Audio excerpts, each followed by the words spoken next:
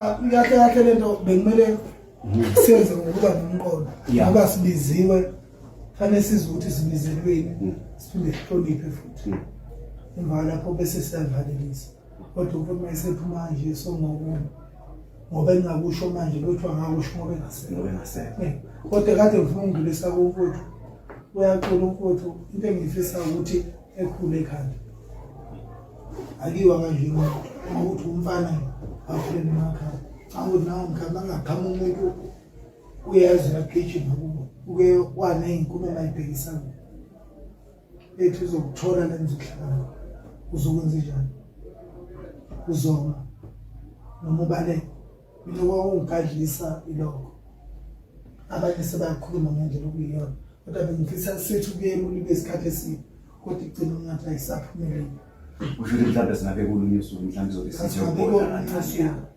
ngoba lapha ngeke umuntu enhliziyo encane noma ikhanda lisebenza noma ikhokhiswa amaPakistan hamba nawo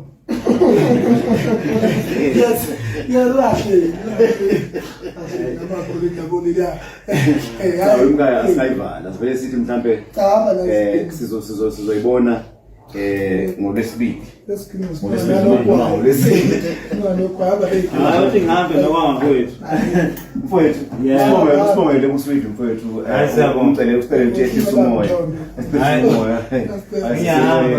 Ngiyonga amandla la ngihamba nawo.